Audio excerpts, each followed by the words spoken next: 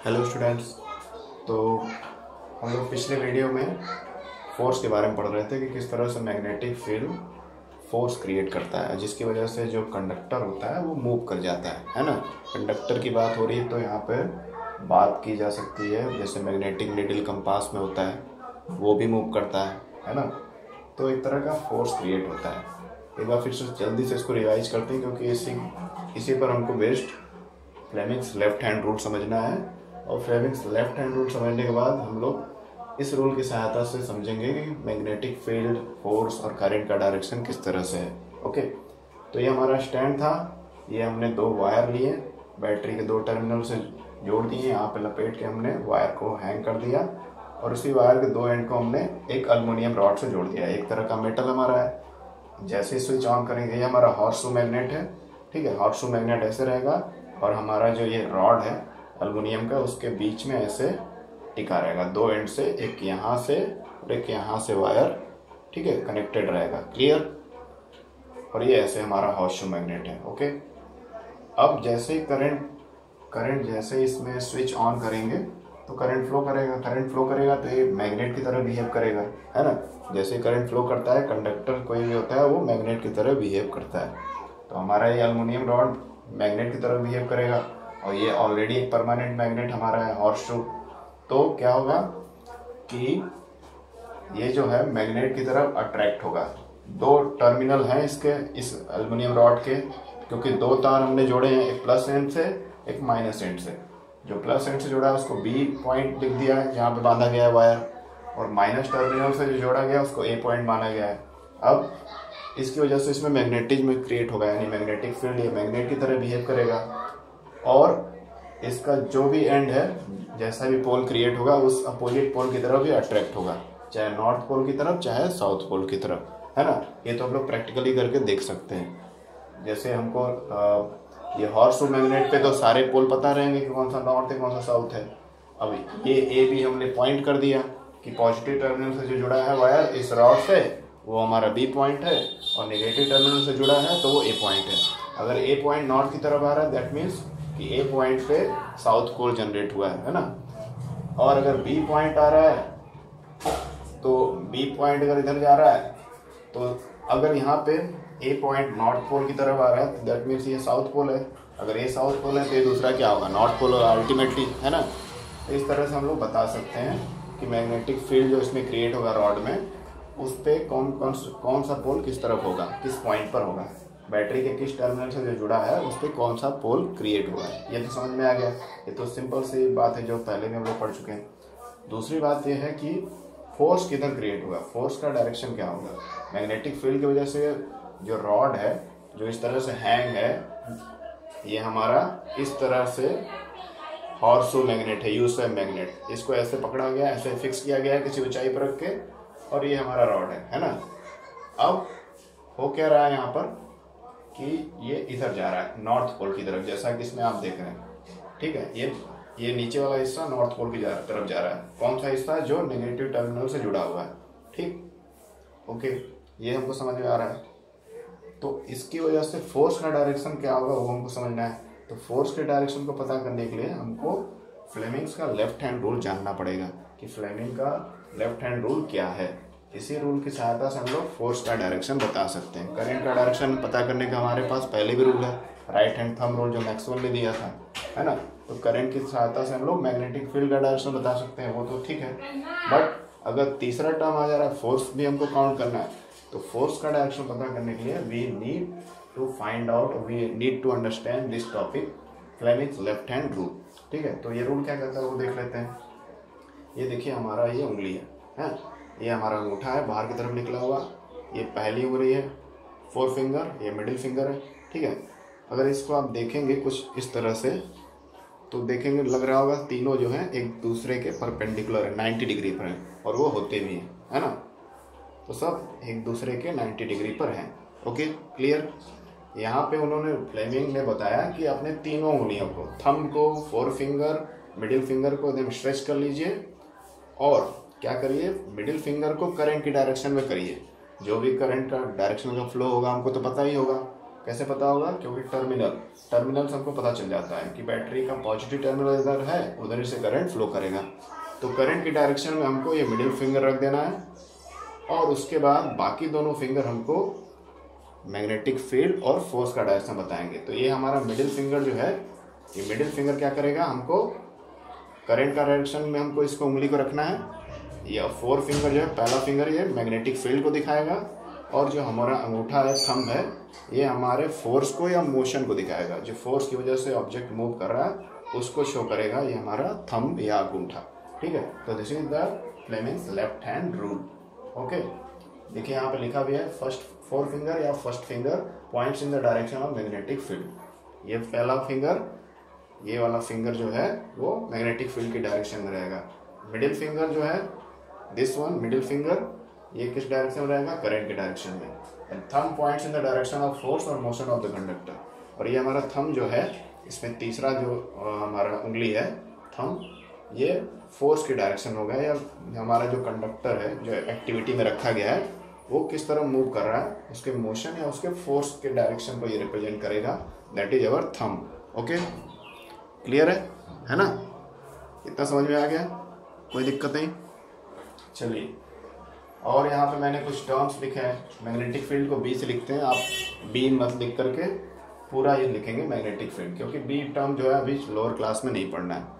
ये higher class 11th वगैरह में बी से मैग्नेटिक फील्ड को रिप्रेजेंट किया जाता है। ठीक है, अब यहाँ पे आप कंफ्यूज हो रहे होंगे क्योंकि 2D हमने बनाया है चित्र, तो इसमें समझने में थोड़ा समस्या आपको हो रही होगी कि ये दोनों उंगलियाँ तो नीचे हैं इधर, बट एक्चुअली में ऐसा नहीं है। जैसा कि आप देख रहे हैं, है ना, ये कैसे है उंगली, एक हमारा मिडिल फिंगर ऊपर की तरफ है, अब पहला फिंगर इस तरह है और हमारा जो अंगूठा है वो पीछे की तरफ है ना। तो ये भी क्या है, हमारा अंगूठा ऊपर की तरफ है, मतलब बाहर निकला हुआ है। ये हमारा फर्स्ट फिंगर है, सॉरी, हाँ, तो ये हमारा फर्स्ट फिंगर है, इस तरफ निकला है, और ये इस तरह से कुछ मैंने बनाया है ना, कुछ इस तरह से मैंने बनाया। आप अक्सर चित्र में देख पा रहे हैं तो समझेंगे। ये पहला फिंगर है ना, ये मैग्नेटिक फील्ड का डायरेक्शन दिखाएगा। दूसरा ये नीचे वाला सेकंड फिंगर जो है वो करंट के डायरेक्शन को शो करेगा। और अंगूठा यहाँ पे नीचा लग रहा है, नीचे की तरफ लग रहा है, बट एक्चुअली में ये हमारी तरफ आ रहा है, बाहर निकला हुआ है, इस बोर्ड से बाहर की तरफ निकला है। क्योंकि हम लोग 3D में नहीं ड्रॉ कर पा रहे हैं यहाँ पर, तो 2D में इसलिए आपको लग रहा है दोनों नीचे, बट एक्चुअली ऐसा नहीं है। ठीक है, thumb is pointing outside the white board. Okay, clear? चलिए, इतना समझ में आ गया। तो ये हमारा फ्लेमिंग्स का लेफ्ट हैंड रूल है। इस रूल की सहायता से हम लोग क्या फाइंड आउट कर सकते हैं, find out the direction of force. Force का डायरेक्शन या ऑब्जेक्ट का जो मोशन हो रहा है, मोशन अल्टीमेटली किससे होता है, फोर्स की वजह से। तो ऑब्जेक्ट में जो मोशन हो रहा है या फोर्स जनरेट हो रहा है, उसका डायरेक्शन हम लोग पता कर सकते हैं with the help of Fleming's left hand rule. Okay, चलिए, अब यहाँ पर हम लोग ये रूल अप्लाई करके देखते हैं क्या होता है ना। तो ये हमारा लेफ्ट हैंड हो गया, हमने बाकी उंगली को बंद कर लिया, करंट हमारा यहाँ ऊपर जा रहा है। ठीक है, तो मैंने उंगली को सीधे रख दिया, है ना। देखिए करंट यहाँ ऊपर जा रहा है ना, करंट जा रहा है ऊपर, तो मैंने ये वाली उंगली ऊपर रख दी, आप देख रहे होंगे, है ना। अब बस करंट के डायरेक्शन में हमको उंगली ये मेंटेन करनी है जो करंट को शो करती है अकॉर्डिंग टू फ्लेमिंग्स रूल, है ना। तो ये उंगली जो है सेकंड वाली, ये करंट डायरेक्शन शो करती है। ये हमारा सही हो गया। अब बाकी चीज़ों को हमको ध्यान देखना है। ये क्या रिप्रेजेंट कर रहा है, ये रिप्रेजेंट कर रहा है मैग्नेटिक फील्ड को या मैग्नेटिक फील्ड लाइंस को, किधर फ्लो करेंगी, किधर जाएंगी। तो मैग्नेटिक फील्ड लाइंस किधर जाएंगी, इधर, है ना, इधर। और ये हमारा अंगूठा जो है अंदर जा रहा है, व्हाइट बोर्ड के अंदर की तरफ उसका पॉइंट है। अंदर की तरफ का मतलब है कि वो नॉर्थ पोल की तरफ मूव करेगा। अगर वही चीज़ यहाँ बाहर की तरफ हो जाता, अगर अंगूठा बाहर की तरफ होता, जब हम लोग सर्किट का ये बैटरी का अरेंजमेंट चेंज करते हैं प्लस माइनस एंड, तो अंगूठा अगर बाहर की तरफ होता उसका मतलब है कि हमारा जो ये रॉड है वो साउथ पोल की तरफ जा रहा है। अब यहाँ पे देखिए फिर से वही पोजीशन में बना दिया हम, करंट का डायरेक्शन और ये मैग्नेटिक फील्ड का। पहले इन दोनों को समझते हैं। मैंने बोला कि ये इस तरह का कुछ इस तरह का हमारा यू शेप का मैग्नेट है, यहाँ पे हमारा रॉड है, ठीक है, बंधा हुआ है दोनों तरफ से वायर से। अब हमने क्या देखा था कि मैग्नेटिक फील्ड इधर मूव कर रहा है, तो यहाँ पे नॉर्थ पोल है, यहाँ पे साउथ पोल, ये नॉर्थ है साउथ, तो किधर से किधर जाएगा मैग्नेटिक फील्ड, नॉर्थ से साउथ की तरफ, है ना। तो हमारा रॉड इधर जाएगा, मतलब रॉड नहीं जाएगा, मैग्नेटिक फील्ड इधर फ्लो कर रहा है। नॉर्थ तो साउथ ही जाता है, नॉर्थ एंड से निकल के मैग्नेटिक फील्ड लाइंस साउथ की तरफ जाती हैं, तो ये सही है। ओके, क्लियर हो गया। तो मैग्नेटिक फील्ड इधर है, नॉर्थ से साउथ की तरफ होगी डेफिनेटली, हमेशा वही डायरेक्शन होता है फ्लो का। और अंगूठा हमारा अंदर की तरफ अगर इंडिकेट हो रहा है, अगर हम लोग करंट के डायरेक्शन में सही रखे हैं तो अंदर की तरफ अगर अंगूठा है तो उसका मतलब है कि हमारा जो रॉड है वो नॉर्थ पोल की तरफ अट्रैक्ट होगा। लेकिन अगर यहाँ पे सारी चीज़ों को उल्टा कर दें, यहाँ पे उल्टा कर दें, यानी यहाँ माइनस कर दें, यहाँ प्लस कर दें, फिर क्या होगा, फिर ये होगा सारा चीज़ उल्टा हो जाएगा, सारा सिनेरियो उल्टा। करंट नीचे की तरफ आएगा, है ना, जब उल्टा होगा तो प्लस एंड इधर हो जाएगा, करंट नीचे की तरफ आएगा, हमारा ओनली करंट का ऐसे हो गया। ये मैग्नेटिक फील्ड का डायरेक्शन क्या रहेगा, वही रहेगा नॉर्थ से साउथ। वो तो हम लोग इसको मैग्नेट का तो चेंज कर नहीं रहे हैं, वो तो फिक्स पोजीशन पे है, तो नॉर्थ टू साउथ सही दिखा रहा है, करंट नीचे आ रहा है वो भी सही दिखा रहा है, और अंगूठा हमारा बाहर की तरफ निकला हुआ दिख रहा है। बाहर की तरफ अंगूठा निकल रहा है, इसका ये मतलब है कि हमारा जो ये एल्युमिनियम रॉड है ये साउथ पोल की तरफ अट्रैक्ट होगा। ठीक है, तो अंदर की तरफ जब है तो नॉर्थ पोल की तरफ जा रहा है, बाहर की तरफ जब अंगूठा आ रहा है तो उसका मूवमेंट कहाँ हो रहा है, एल्युमिनियम रॉड का साउथ पोल की तरफ। तो ये जो मूवमेंट है ये फोर्स की वजह से क्रिएट हो रहा है। तो अल्टीमेटली कह सकते हैं this is the effect of force और मोशन। ठीक है, तो मोशन जब हमारा अंगूठा अंदर की तरफ है तो नॉर्थ पोल की तरफ हो रहा है इसका मोशन, या इसकी तरफ फोर्स लग रहा है। और जब अंगूठा हमारा यहाँ पे अरेंजमेंट चेंज करेंगे तो अंगूठा हमारा बाहर की तरफ इंडिकेट करेगा according to left hand rule. तो बाहर की तरफ का मतलब है कि हमारा जो इस पे रॉड पे फोर्स बनेगा वो उसको धकेलेगा साउथ पोल की तरफ। क्लियर है? ओके, चलिए, तो ये चीज़ें समझनी थी, तो इसलिए इसको समझना बहुत ज़रूरी है, क्योंकि 3 टर्म आ गए। पहले मैग्नेटिक फील्ड था बी और करंट था, तो उसके लिए हम लोग right hand thumbs rule Maxwell का इस्तेमाल कर सकते थे। But now there is another term force. अब उस फोर्स के डायरेक्शन को पता करने के लिए including magnetic field and current हमको ये रूल का इस्तेमाल करना आना चाहिए, इसके रूल को हमको याद होना चाहिए। ठीक है, ज़्यादा कुछ बड़ा इसमें नहीं है, सिंपल चीज़ें हैं, आपको बस लिखना पड़ेगा और याद करना पड़ेगा कौन सी फिंगर किसको इंडिकेट करती है। बाकी 2 फिंगर तुम्हारी लॉक है। ओके, चलिए, ये हो गया। अब इसके बाद क्या हो सकता है, चलिए complete, and then we will move to, इसको इरेज किया जाए पहले।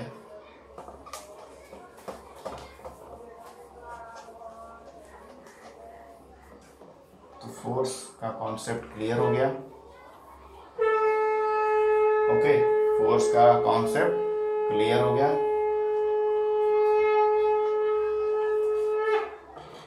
अब हम लोग नेक्स्ट टॉपिक पे चलते हैं।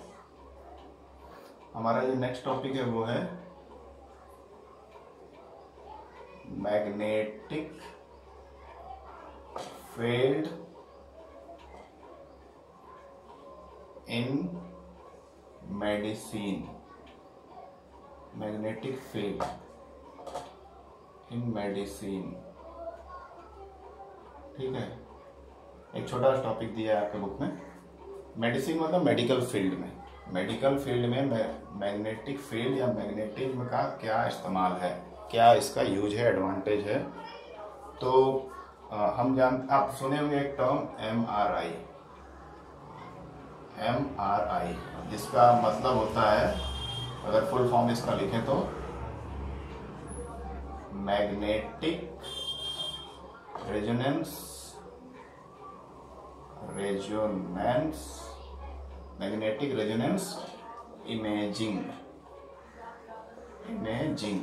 ठीक है, MRI मैग्नेटिक रेजोनेंस इमेजिंग का मतलब होता है कि जो हमारे बॉडी में, हम जानते हैं कि बहुत सारे बायोलॉजिकल प्रोसेस होते रहते हैं, बहुत सारे एक्टिविटीज़ होती हैं, life process, respiration, excretion, circulation और कंट्रोल एंड कोऑर्डिनेशन, इस तरह की कई सारी एक्टिविटी हैं। तो बहुत सारी एक्टिविटी में आयंस इन्वॉल्व होते हैं। ऑलमोस्ट हमारे बॉडी में बहुत सारे मिनरल आयंस होते हैं और वो मिनरल आयन का मूवमेंट होता रहता है, और उसी की वजह से बहुत सारे बॉडी ऑर्गन जो है वर्क करते हैं। जैसे हार्ट बीट होता है, हार्ट बीट के लिए कई सारे आयन रिस्पॉन्सिबल होते हैं, है ना, सोडियम आयन, पोटेशियम आयन। इसी तरह से केवल यही आयन नहीं, और भी बहुत सारे आयन, ये तो मैं एक एग्जांपल दे रहा हूँ। फिर ब्रेन का जो नर्व इम्पल्स होता है, नर्व इम्पल्स जो हम लोग पढ़े थे कंट्रोल कोऑर्डिनेशन चैप्टर में, तो ये ब्रेन या हमारे कोऑर्डिनेटिंग सेंटर जुड़ा होता है। इसमें भी कई सारे आयंस रिस्पॉन्सिबल होते हैं, सोडियम और अदर आयंस, है ना। तो ये आयंस जो होते हैं जब मूव करते हैं तो एक बहुत ही वीक करंट प्रोड्यूस करते हैं, और उस करंट के प्रोड्यूस होने से क्या होता है, एक छोटा सा बहुत ही वीक मैग्नेटिक फील्ड जनरेट होता है बॉडी में, है ना।